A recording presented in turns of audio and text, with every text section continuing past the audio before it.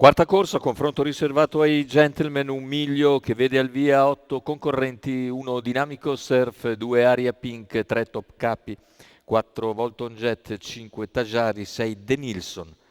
Seconda linea 7 Capovento Pax, 8 Dursamore SM. Pronostico incentrato su Top Capi, numero 3 Evitas Morgon in sediolo.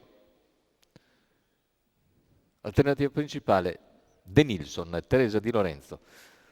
Macchina che stacca in questo momento con tentativo esterno proprio di De Nilsson, ma c'è Top Capi che fa buona partenza a sua volta e regge l'urto dell'avversaria e si porta a condurre, mentre in seconda posizione rimane Aria Pink, costringendo al largo De Nilsson.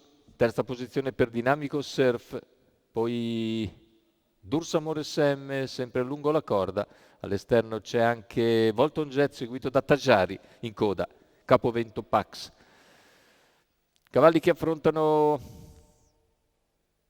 la seconda piegata, 29,9 il 400 con leader Top Capi, De Nilsson all'esterno, alla corda Aria Pink, poi Dynamico Surf, ancora Volton Jet che si trascina Tajari, 600 in 45,3, andatura piuttosto spedita, quella imposta da Top Capi.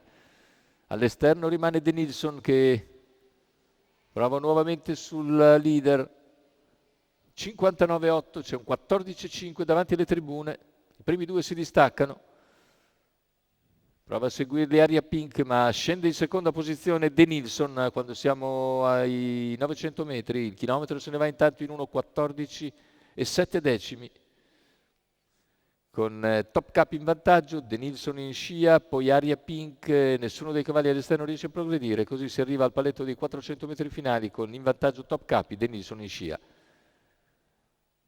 Ultima curva, Top Capi, De Nilsson, Aria Pink. Questa è la situazione, non cambia fin dalle prime battute, anche se De Nilsson è riuscito ad accodarsi dopo i primi 900 metri di gara. Prova nuovamente a progredire intanto Volton Jet, retta d'arrivo con Top Capi che controlla agevolmente la situazione nel finale. Viene a vincere facile, secondo posto per De Nilsson, al terzo è ancora Aria Pink.